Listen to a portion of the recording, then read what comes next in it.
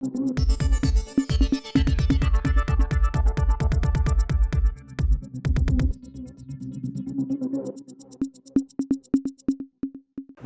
இது news focus Tamil. இந்த நேர்காணல் வழியாக மருத்துவர் காந்தராஜ் அவர்களை சந்திப்போம். சார் வணக்கம் சார். 3வது முறையாக பிரதமர் மோடி ஆட்சி அமைச்சிருக்கிறாரு. இந்த ஆட்சி 5 வருஷம் நீடிக்காது சுப்பிரமணியன் சாமி சொல்கிறார். அடுத்த மார்ச் மாதம் எலெக்ஷன் வரும் அப்படின்னு சொல்கிறார். அவர் காழ்ப்புணர்ச்சியில் சொல்கிறாரா அல்லது யதார்த்தத்தில் சொல்கிறாரா? எலெக்ஷன் வராது. ஏன்னா எல்லாத்துக்கும் ஒன்று தெரியும், இன்றைக்கி இருக்கிற அரசியல்வாதிகளுக்கு தெரியும், மறுபடியும் எலெக்ஷன் நின்றோம்னா நம்ம வரமாட்டோங்கிறது ஒவ்வொருத்தருக்கும் தெரியும். அதனால் கவுத்த மாட்டாங்க, கலாட்டா பண்ணிக்கிட்டே இருந்துக்கிட்டு இந்த ஆட்சியை நீடிக்க வைப்பாங்களே ஒழிய கவுத்தவே மாட்டாங்க.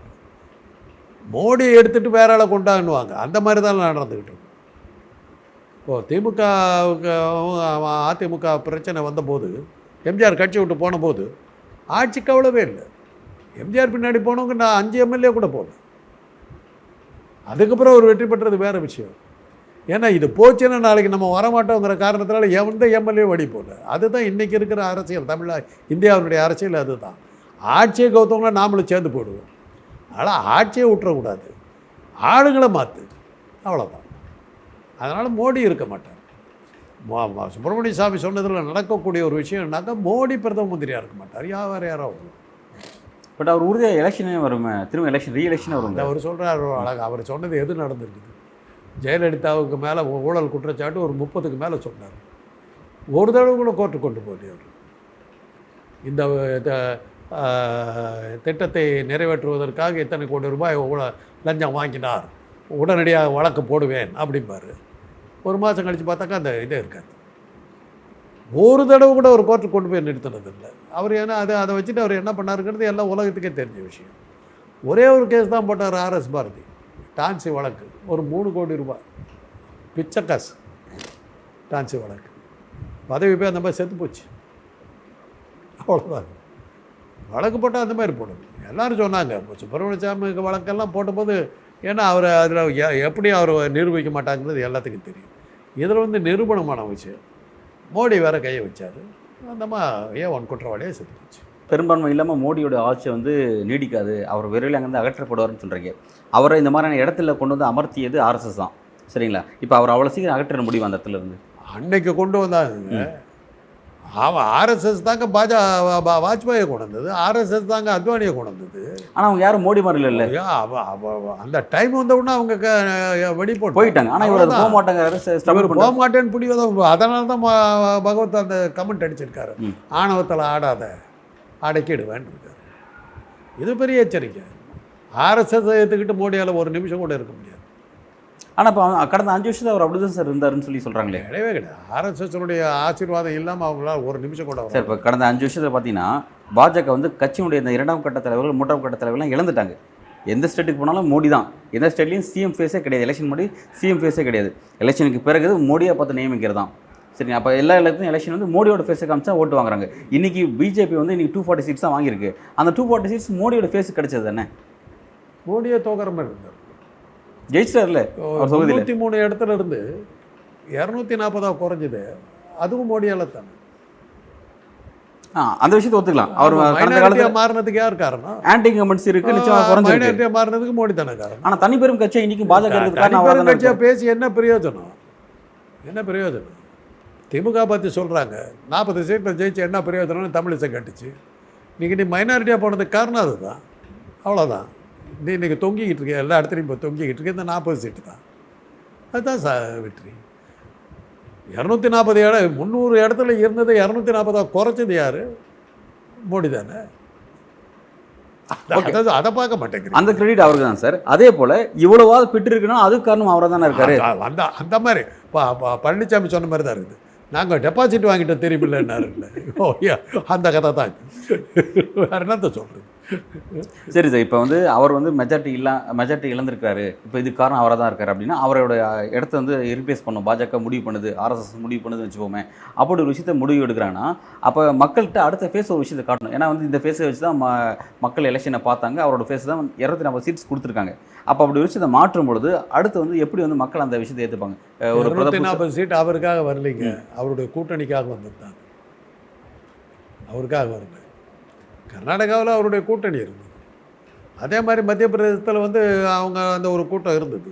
சார் கூட்டணிங்கிறது ரொம்ப குறைதான் சார். இப்போ பீகாரில் கூட்டணி, ஆந்திராவில் கூட்டணி, இந்த சந்திரபாபு மாதிரி நாயுடுனுடைய கூட்டணி இருந்ததுனால தான் அங்கே தப்பிச்சார் அவர். அங்கே 3 சீட் தான் வந்திருக்காங்க பாஜக. பெரும்பான்மை அவராக வந்திருக்காரு. ஓகே, அது ஒரு சீட்டோ அரை சீட்டோ தெலுங்கானாவில் தெலுங்கானா 8 சீட்ஸ் வந்திருக்காங்க சார். தெலுங்கானா 8 வந்திருக்காங்களே, 17 சீட்ஸ் அந்த மொத்தம். 8 எப்படி வந்தது? மோடியோட ஃபேஸ் தான் வந்திருக்கு. சந்திரபாபு நாயுடுடைய இன்ஃப்ளூயன்ஸ் அங்கே இருந்தது. சரி, ஆந்திராவுடைய இன்ஃப்ளூயன்ஸ் அங்கே இருந்தது. சரி. இப்போ கர்நாடகாவில் 19 அதுதான் அதுக்கு தான் குமாரசாமிக்கு வந்து இந்த பதவி கேபினெட் ரேங்க். ராஜஸ்தான்ல பிறகு ராஜஸ்தான்ல மத்திய பிரதேஷ், போயிட்டாங்க. குஜராத் ராஜஸ்தான்ல இங்கெல்லாம் வந்து அவரோட ஃபேஸ் மத்திய பிரதேசத்துலையும் ஒரிசா அப்படின்னு தான் அவங்க வந்தது. அதை விட்டாக்கா இந்தி பெல்ட்டில் தான், குஜராத்தில் தான் அவங்க காப்பாற்றப்பட்டது வந்து குஜராத் அவங்களுடைய மாநிலத்தில். அங்கே அதை எதிர்பார்த்தது தான். அவங்களுடைய ஆட்சி, அவங்களுடைய எலெக்ஷன் கமிஷன் எல்லாம் இருக்குது. அவங்களே எல்லாம் இருக்கும்போது அவங்க வெற்றிங்கிறதுல வந்து இப்போ அதுலேயே யாரோ ஒருத்தர் வந்து ஒரு ஓட்டை போட்டு எப்படி உள்ள தப்பிச்சு வந்திருக்காரு. அது எப்படின்னு தெரியல. எலெக்ஷன் கமிஷன் அங்கே கூட ஒரு சீட்டை விட்டுருக்குது. எப்படி விட்டுச்சுன்னு. அதாவது இந்த 5 வருஷம் வந்து மோடியால் கண்டினியூ பண்ண முடியாது, அவர் மாற்றப்படுவார் நீங்கள் குறிப்பிடுறீங்க. அப்படி ஒரு விஷயத்தை நாளைக்கு முடிவு எடுக்கிறாங்கன்னா, ஒட்டுமொத்த 293 எம்பிஸ் இருக்காங்க இப்போ என்டிஏல. இவங்க அவ்வளோ பேர் சேர்ந்தால் மோடி வந்து நாடாளுமன்ற குழு தலைவராக தேர்ந்தெடுத்திருக்காங்க.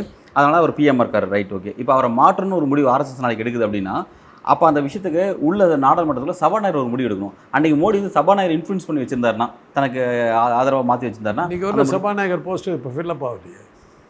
விஷயங்கள் போயிட்டு இருக்காரு. ஆந்திராவில் வந்து நம்ம இவர் சந்திரபாபு நாயுடு, நிதிஷ்குமாரை வாங்கிட்டாங்கன்னா ஓம் பிர்லா மாதிரி அவரே பைட்ரே அப்படின்னு சொல்லிவிட்டு லட்ச ரூபா வாங்கிட்டு போகிற மாதிரி இருக்க முடியும். புரந்தேஸ்வரின்னு சொல்லிட்டு குரல் வாக்கெடுப்பு மூலமாக இனிமேல் பண்ண முடியாதுங்க. இனிமேல் குரல் வாக்கெடுப்பு மூலமாக ஓகே அப்படிங்கிற அந்த மசோதா நிறைவேற்றுறதெல்லாம் நடக்காது. ஓட்டு போடு. மைனாரிட்டி கவர்மெண்ட்டு நீ ஒட்டிக்கிட்டு இருக்க, உட்காந்துருக்க. மைனாரிட்டி கவர்மெண்ட் மாதிரி தெரியலையே சார். மோடியோட பேச்சு, அவர் கான்ஃபிடென்ட்டாக பேசுறது, தன்னோட அமைச்சரை வச்சிருக்கிறதுலாம் பார்த்தீங்கன்னா இன்னும் நான் அப்படியே தான் இருக்கேன். நான் வந்து இன்னும் பயந்தில்லை. 240 கழிச்சுதான் நான் வந்து என்ன பயந்துன்னு நினைக்கிறீங்களான்ற மாதிரி தான் அவரோட விஷயம். எதுக்கு அதை சொல்லணும்?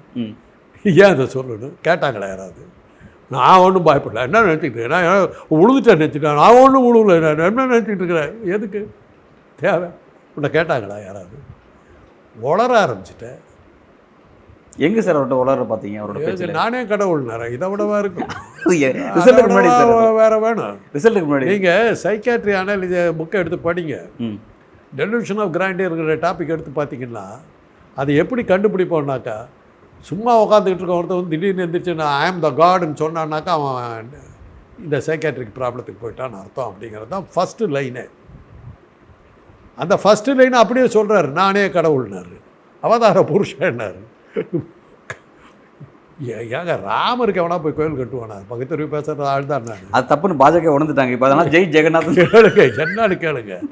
ராமனை போல் ஒரு பீடை பிடிச்ச ஒருத்தர் பார்க்க முடியுமா? இது ஒரு இதிகாச தலைவனாக இருக்கிறதுக்கு கொஞ்சம் கூட லாய்க்கில்லாத ஒரு ஆளுன்னாக்கா ராமன் தான். நாளைக்கு பட்டாபிஷேகம் ராஜா ஆக வேண்டிய, சக்கரவர்த்தி ஆக வேண்டியவன். இன்றைக்கி ராத்திரி பதவி போய் காட்டுக்கு போயிட்டான். அவனுக்கு போய் கோயில் கட்டினாக்கா நீ நாளைக்கு பதவி ஏற்றுக்க வேண்டிய நாளில் உனக்கு பதவி போய் நின்று மைனாரிட்டி அரசாங்கத்துக்கு போகட்டும் சார். ஒரு பகுத்தறிவு அந்த ராசி தான் உன்னை காலி சார். பகுத்தறிவாளர் நம்ம அந்த ராசியில் பார்க்கலாமா? அதை தான் சொல்கிறேன். பகுத்தறிவாளராக இருந்தாலும் இதெல்லாம் நம்ப வேண்டியிருக்குல்ல. அந்த இடத்துல இன்னைக்கு தோற்று போயிட்டேன். மோடி தோற்றது அதை விட உனக்கு வெக்கக்கேடு என்ன இருக்குது சார்? மோடி தோற்றதுக்கான காரணம் உண்மையை சொல்கிறேங்க. ஒரு ஒழுங்கான பாலிட்டிஷியனாக இருந்தாக்கா 303 இடத்துல வெற்றி பெற்ற நான் வந்து மைனாரிட்டியாக வர்ற அளவுக்கு நான் கட்சியை இறக்கிட்டேன். இது என்னுடைய தோல்வி அப்படின்னு சொல்லி ஏற்றுக்கிட்டு அந்த காலத்தில் பதவி விலகுவாங்க. இதை தான் எதிர்கட்சிகள் சொல்கிறாங்க. மம்தா பானர்ஜி கேட்குறாங்க. அதாவது ஒழுங்கான அரசியல்வாதியாக இருந்தால் பதவிக்காக பிறந்து உல்லாச வாழ்க்கை வாழ்கிறதுக்காக இருக்கிற ஒரு உல்லாசவாசி எப்படி விலகுவார்? அதே இட்டாலிக்கு போகிறதுக்கு ரெடி ஆகிட்டாருன்றாங்களே. எதுக்கு சார்? அவர் தான் இப்போ மெஜாரிட்டி தனியாக ஜாலியாக உட்காந்துருக்கா. அவருக்கு இத்தாலிக்கு போகணும். என்ன சொல்கிறேன்னா, இட்டாலிக்கு கொஞ்சம் ஜாக்கிரதையாக ரிட்டர்ன் டிக்கெட் வாங்கிட்டு போங்க. அங்கே போய் அங்கே சோஃபியா லோன் படமோ, ஜீனா லோலாபுரிகிடா படமோ, ரொசானா படஸ்டா படமோ பார்த்துக்கிட்டு இருக்கும்போது பதவி போயிடுச்சுன்னு தகவல் வந்து திருப்பி வரத்துக்கு டிக்கெட் வேணும். ஜாக்கிரதை சார். எப்படி சார் வந்து அவர் தான் பெரிய போஸ்ட்டில் உட்காந்துருக்காரு, பிஎம் உட்காந்துரு, அவரோட பதவி அவரை இல்லாமல் எப்படி பறிக்க முடியும்? தலைக்கு மேலே 239 கத்தி தூங்குது. ஒரு கத்தி 2 கத்தின்னு நினச்சி இப்போ 239 கத்தி தூக்கிடுச்சு. என்னங்க அவர் பாட்டு கிட்டாலும் சுற்றிட்டு இருக்காரு. இங்கே எல்லாம் இருக்குது. அதனால் நாங்கள் வித்ரா பண்ணுறோம். நம்ம நாயுடு கோவிச்சுக்கிட்டு போட்டார்னு வச்சுக்க முடிஞ்சு போச்சு. சரி சார். இப்போ வந்து அடுத்த 5 வருஷத்தை எப்படி நடத்தலாம் அப்படிங்கிற விஷயத்துக்கு பிரதமர் மோடி சில விஷயத்தை முன்னெடுக்கிறாரு. அதை வந்து கூட்டணி கட்சிலாம் கேட்குறாங்க. சரி ரைட் ஓகே கொண்டு போகலான்னு முடிவு எடுக்கிறாங்க. நாளைக்கு மோடி அங்கேருந்து அகற்றிட்டு நாளைக்கு வேற ஒரு பிஎம் ஃபேஸை கொண்டு வந்து வைக்கணும்னு சொல்லி ஆர்எஸ்எஸ் முடிவு பண்ணுது அப்படின்னா, ஆர்எஸ்எஸ் ஒரு கூட்டத்தை நடத்தி அடுத்து நான் இந்த முடிவு எடுக்கிறேன், இதை நோக்கி நீங்களாம் ஒத்துழைங்க அப்படின்னு சொல்லி ஆர்எஸ்எஸ் பேசினா நிதிஷ்குமாரோ அல்லது நாயுடுவோ எல்லாம் ஒத்துழைப்பாங்களா அதுக்கு? ஒத்துழைப்பு கொடுத்தா தாங்க வர முடியும். ஒத்துழைப்பு கொடுக்காம எப்படி வர முடியும்? நீங்கள் கையெடுத்து கொண்டு போய் கொடுக்கணுமில்ல. இத்தனை பேர் எங்களுடைய ஆதரவு இருந்தது. இப்போ ஜெயலலிதா வந்து என்ன பண்ணாங்க, வாஜ்பாய் கவர்மெண்ட்டுக்கு பதவியை வந்து உங்களுக்கு ஆதரவு கொடுக்குறேன்ட்டாங்க. இவர் வந்து ஜனாதிபதிகிட்ட போய் கொடுத்துட்டாரு, இந்த மாதிரி அதிமுகவுடைய ஆதரவோடு தான் நாங்கள் நிற்கிறோம் அப்படின்னு. அவர் கொடுத்துட்டு இந்த பக்கம் பதவி ஏற்றுக்கிறதுக்கு ரெடி ஆகிறதுக்கு முன்னாடியே இந்த மாதிரி ஒரு ப்ரெஸ் மீட்டு கொடுத்து பதவி ஏற்பதற்கு முன்னாலேயே இவர்கள் இந்த அட்டகாசம் செய்தால் நாளைக்கு பதவிக்கு வந்தால் என்ன செய்வார்கள் என்று தெரியாது, எச்சரிக்கை விரும்புகிறேன்னாரு. வாஜ்பாய் ஒரு பெரிய டீசன்ட் மேன். நேராக போனார். அவங்க சப்போர்ட் எங்களுக்கு இல்லை, நாங்கள் வித்ட்ரா பண்ணிக்கிறோம். நிறைய எலெக்ஷனே வந்துருச்சு. அந்த எலெக்ஷன் இந்த காலி ஆச்சு. அவ்வளோதான். இப்போ ஜெயலலிதா மாதிரி ஒரு முதிர்ச்சி இல்லாத அரசியல்வாதிகள் எத்தனை பேர் அதில் இருப்பாங்கன்னு யாருக்கு தெரியும்? நீங்கள் கூட்டணியோட சப்போர்ட்டு ஆர்எஸ்எஸ்ஸே அமைக்க வந்தாலும் 15 உதிரி எம்பிக்கள், அது போக நிதிஷ்குமார், சந்திரபாபு நாயுடு, இவங்க எல்லாத்துக்கிட்டையும் உட்கார வச்சு என்னங்க அக்செப்ட் பண்ணுறீங்களான்னு கேட்டு அவங்கக்கிட்ட ஒப்பந்தம் வாங்கிக்கிட்டு தாங்க நீங்கள் ஆட்சியில் உட்கார முடியும். முதல்ல உங்கள் கதை வேறு. 303 306 சீட்டு வச்சது தான், நீங்கள் வச்சது தான் சட்டம். நானே ராஜா, கேட்குறதுக்கு ஆள் இல்லை. அதில் தான் அவ்வளோ உல்லாச வாழ்க்கை. அரசாங்க பிளேனில் போனால் கூட ஜாலியாக இருக்க முடியாது. அதானி பிளேனில் போனீங்க, சௌகரியமாக ஒரு உல்லாசமான ஒரு இது, அப்படி ஒரு வாழ்க்கை. இந்தியாவுக்கு என்றைக்கோ தானே வந்தீங்க, இன்றைக்கி அதெல்லாம் முடியுமா? பார்லிமெண்ட்டில் வந்து எதிர்கட்சிகளை நீங்கள் மதித்தது இல்லையே, வந்தது இல்லையே பார்லிமெண்ட்டுக்கு. இன்றைக்கி அப்படி இருக்க முடியுமா? வராத அன்றைக்கி நம்பிக்கையில்லா தீர்மானம் கொண்டாங்கன்னா காலி பண்ணாங்கன்னா கதி என்ன? சரி, எதிர்கட்சிகள் நம்பிக்கையில்லா தீர்மானத்தை கொண்டு வராங்கன்னு வச்சுக்கோமே. அப்போ வந்து நாடாளுமன்ற குழு தலைவராக பிஎம் இல்லாமல் ஆர்எஸ்எஸ் வேறு ஒரு ஃபேஸ் கொண்டு வந்து வைக்கிறாங்க அப்படின்னா, அன்றைக்கி வந்து கூப்பிட்டு நம்பிக்கை இருக்குதா இல்லையான்னு சொல்லி அந்த விஷயத்தை கூப்பிட்டு இனிஷியேட் பண்ண வேண்டியது ஜனாதிபதி தான். ஜனாதிபதி வந்து மோடியோட இன்ஃப்ளூன்ஸாக இருக்காங்க. நாளைக்கு அதுக்கு வாய்ப்பு இருக்கா? ஜனாதிபதி முடிவு பண்ணுறது இல்லைங்க, சபாநாயகர் டிக்ளேர் பண்ணுவார். சபாநாயகர் தான் இவர் இன்ஃப்ளூன்ஸ் பண்ண போகிறான்னு சொல்கிறாங்க. சபாநாயகர் வந்து யார் உட்காடுறாங்கன்னு பார்க்கணும். சபாநாயகர் யாருன்னு முடிவு ஆகலையே. அதான் சார் ஆல்ரெடி போயிட்டு இருக்கு சார். புரந்தேஸ்வரின்னு சொல்லிட்டு ஆந்திராவில் வந்து இவர் என்டி ராமாராவோட பொண்ணு பாஜகவோட மாநில தலைவராக இருக்காங்க. இப்போ எம்பியாக இருக்காங்க, ராஜமுந்திரி தொகுதியோட எம்பியாக இருக்காங்க. அவங்க இப்போ அவங்கள வந்து கொண்டு வந்து உட்கார வைக்கலாம் அப்படின்ற மாதிரி ஒரு விஷயத்தை முடிவு. சந்திரபாபு நாயுடுடைய மச்சினிச்சி உட்கார வைக்கலாம் முடிவு. குடும்பத்தை தாண்டி போயிடுவாங்க. ஆக சந்திரபாபு நாயுடுடைய பிடியில் இருக்காங்க. பாஜகங்கிற பேரில் அந்த புரந்தேஸ்வரி இருக்காங்க. அவ்வளோதான், முடிஞ்சு. அப்போ அது அப்படி தான் நகர போகுதுன்னு பார்க்கலாமா? நீங்கள் ஒரு விரோதியை இது பண்ணுறதுக்கு அந்த குடும்பத்திலேருந்து இன்னொரு விரோதியை கூட்டிகிட்டு வந்து உட்காருங்க. அந்த அம்மா என்ன டிமாண்ட் பண்ண போது உங்களுக்கு என்ன தெரியும்? சரி சார். சார் இப்போ சபாநாயகர் வந்து மோடிக்கு ஆதரவாக, சரி மோடிக்கு எதிராக ஒரு விஷயத்தை முன்னெடுக்கிறான்னு வச்சுக்கோங்க. சந்தா இது திரௌபதி முர்மு வந்து மோடிக்கு ஆதரவாக இருக்காங்க அப்படின்னு பார்க்க முடியாது. அங்கே அவங்க ஒரு ஸ்டாண்ட் எடுப்பாங்களா? முடியாது. She got to say yes. என்ன சொல்லுவாங்க அவங்க? தீர்மானத்தை நீங்கள் என்ன எல்லாம் வித்யாசாகர் மாதிரி அரசியல் சட்டத்தை இது பண்ணிட்டு போகிற மாதிரிலாம் பண்ண முடியும்னு வச்சுக்கலாம். அதெல்லாம் எனக்கு கொடுத்ததை அவங்க அக்செப்ட் பண்ணணும். திருப்பி வேணா அனுப்பலாம். சந்திக்கிறதுக்கே அனுமதி. நம்பிக்கையில்லா தீர்மானத்தை எல்லாம் இது பண்ண முடியாது. திட்டங்கள் நீங்கள் அனுப்புறீங்கல்ல, அதை வந்து ஜனாதிபதி மாளிகைகள் வந்து இது வந்து திட்டத்துக்கு வந்து நம்ம ஒப்புதல் கொடுக்க முடியாது, ரீகன்சிடர் பண்ணுங்க வேணா அனுப்பலாம். முடியும். நம்பிக்கையில்லா தீர்மானத்தை வந்து டிக்ளேர் பண்ணிடுவாங்க. வாஜ்பாய் இது விபி சிங் கவர்மெண்ட் எப்படி இது பண்ணாங்க, எதிர்த்து ஓட்டு போட்டாங்க. சபாநாயகர் டிக்ளேர் பண்ண கவர்மெண்ட் இஸ் டிஃபீட்டட், ஃபினிஷ்ட், அவ்வளோதான், முடிஞ்சு போச்சு. இதில் ஜனாதிபதியுடைய ஒப்புதல்லாம் ஒன்றும் தேவையே இல்லை. நம்பிக்கையில்லா தீர்மானம் சட்டமன்றத்தில் கொண்டு அங்கே கவர்னருடைய ஒப்புதல் தேவையில்லை. இந்த நம்பிக்கையில்லா தீர்மானம் சபாநாயகத்தை இது பண்ணிட்டா முடிஞ்சு போச்சு, அவ்வளோதான். அப்போ அதன் அடிப்படையில் வந்து மோடியோட ஆட்சி வந்து அவர், அதாவது இந்த ஆட்சி தொடர்ந்தாலும் பாஜக ஆட்சியே தொடர்ந்தாலும் அவர் வந்து 5 வருஷம் நீடிக்க மாட்டார் அப்படிங்கிறதா உங்களோட இன்றைக்கி இருக்கிற சூழ்நிலை அப்படி தான் தெரியுது. அப்படி தான் தெரியுது. அவர் இல்லாட்டி எல்லாம் படுக்கை நெடுஞ்சாங்கடையாக உளுந்து அத்தனை பேத்து காலையும் அப்படியே பிடிச்சிக்கிட்டு இருந்தாலுடைய எந்திரிச்சு நிற்கிற வேலையெல்லாம் இனிமேல் நடக்காது, படுத்து கிடாது.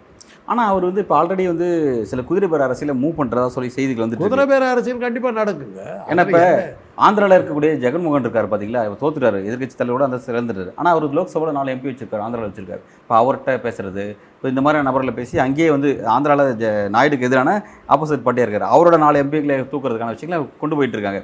அப்போ அதெல்லாம் ரெடி பண்ணி அந்த 4 MPயும் இவர் சந்திரபாபு நாயுடு வாங்க மாட்டாருன்னு என்ன இருக்குது? இல்லை ஆனால் மோடி ராஜீவ்காந்தி வாங்க மாட்டார் என்ன இருக்குது? மோடி கிட்ட இருக்க பணம் அவங்ககிட்ட இருக்கா சார்? அது வேற. இவங்க கிட்ட இருக்க பிஎம் கேர்ஸ் இருக்கு, சிஏஜி விஷயங்கள் இருக்கு. அதானி வந்து எதுக்கு மோடிக்கு தோத்து போகிற குதிரை மேலே கட்டுறதுக்கு ஜெயிக்கிற குதிரை மாதிரி இருக்கிற ராஜகோல் காந்தி கட்டலான்னு அது ஏற்கனவே மோடிக்கு அந்த சந்தேகம் வந்துருச்சு. அதானியோட கள்ள உறவு வைத்து இருக்கிறார் ராகுல்னு சொன்னார். அதுக்கு என்ன அர்த்தம்னாக்கா அதானி இவரை கை விடுற மாதிரி இருக்காருன்னு தெரிஞ்சு போச்சு. அது மாதிரி ஒரு வேளை நடந்ததுன்னா மோடியினுடைய கதை நான் என் பக்கத்தில் தான் சேரணும். அதானி வந்து இந்த அளவுக்கு, அதாவது 609வது இடத்துல இருந்தார். அவர் உலகத்தினுடைய 3வது பணக்காரர் வரிசைக்கு அவர் கொண்டு வந்தது காரணம் வந்து மோடி. அப்படி இருக்கும்போது அவருக்கு எதிராக எப்படி ராகுலுக்கு ஆதரவாக அவர் போவார்? அதை நினச்சி நிற்கணும். இல்லை இன்றைக்கி இருக்கிற சூழ்நிலையில் எந்த ஒரு மசோதாவும் வந்து கழுத்து மேலே கத்தியாக இருக்குது. எது உடனே போன தடவை மாதிரி எல்ஐசி கொடுத்தாச்சு, பீச்சை கொடுத்தாச்சு, ரஃபேல் விமானத்தை கொடுத்தாச்சு, அதெல்லாம் இன்றைக்கி சொல்ல முடியாது. அப்படி இருக்கும்போது எதிர்கட்சி வந்து ஸ்ட்ராங்காக நிற்கிது.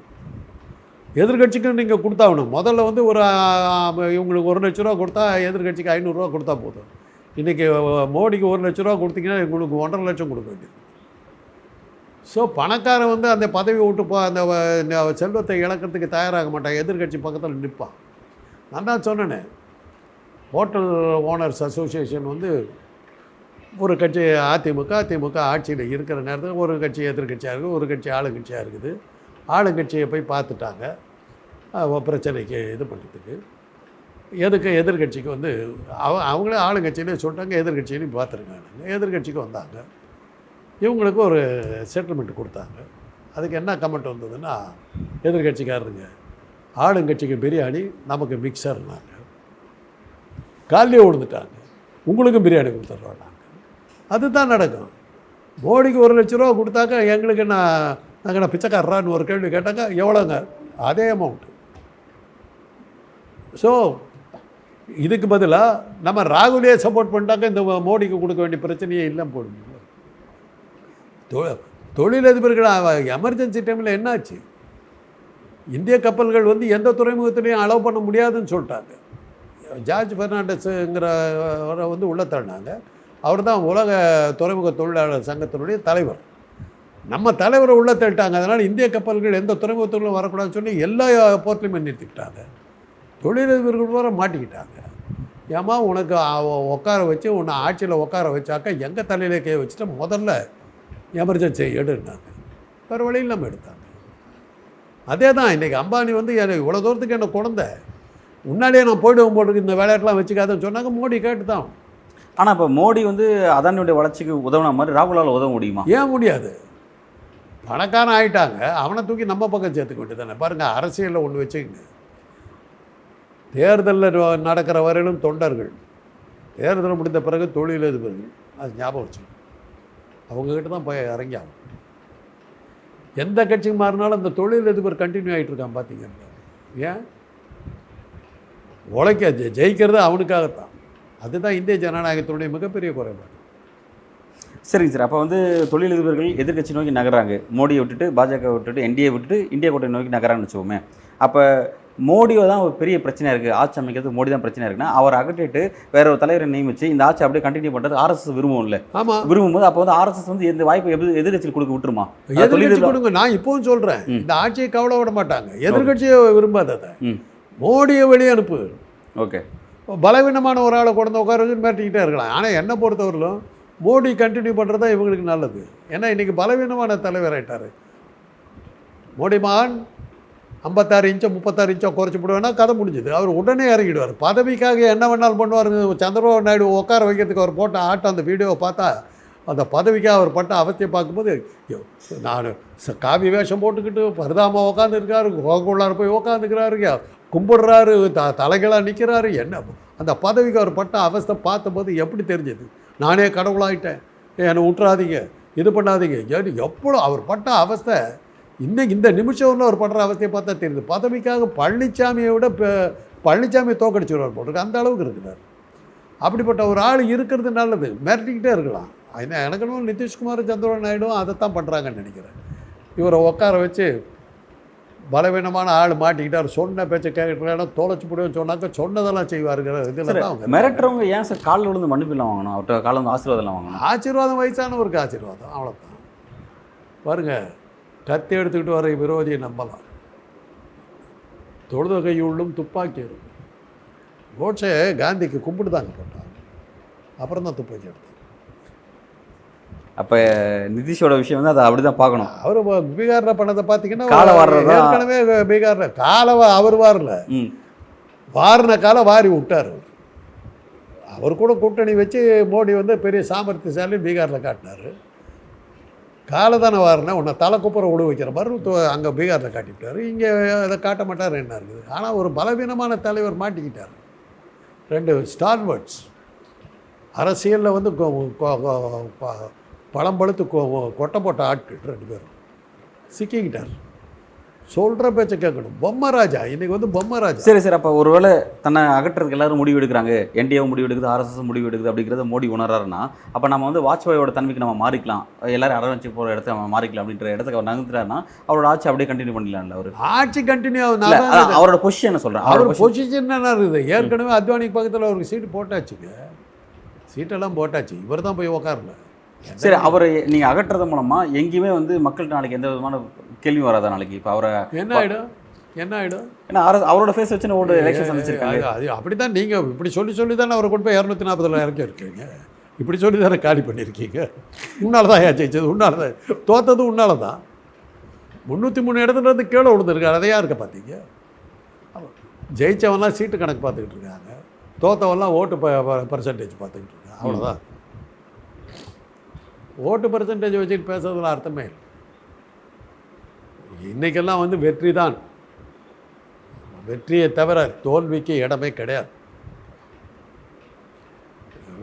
தேர் இஸ் ஆல்வேஸ் நெக்ஸ்ட் டைம் அப்படிங்கிறதெல்லாம் அரசியல்லையும் சினிமாவிலையும் கிடையாது. வாய்ப்பு கிடைக்கும்போது பிடிச்சிக்கணும். என்ன சொல்கிறான்னா, அதிர்ஷ்டத்துக்கு பின்பக்கம் வழுக்கையாக இருக்கும். அதிர்ஷ்டத்துக்கு சிலை செஞ்சவன் முன்னால் மாத்திரம் குடுமி வச்சுருந்தாங்க, அந்த சிலைக்கு பின்னாடி ஒரே வழுக்கையாக வச்சுருந்தாங்க. ஏன் இப்படி செஞ்சேன்னு கேட்டபோது, அது வரும்போதே முன்கொடுமையை பிடிச்சிடணும். விட்டுட்டு பிடிக்கலான்னு பார்த்தா பின்னாடி வழுக்க உன்னால் பிடிக்க முடியாதுன்னு. அதுதான் அதிர்ஷ்டம். வரும்போது பிடிச்சிடணும். நீங்கள் விட்டுட்டு பின்னாடி பிடிக்கலான்னு நினச்சா போயிடும். விட்டுட்டீங்க, போயிடுச்சு. இல்லை சார், பல்வேறு கேள்வி ரொம்ப ஆழமாக உங்களோட கருத்தில் வழங்கியிருக்கீங்க சார். மிக்க நன்றி.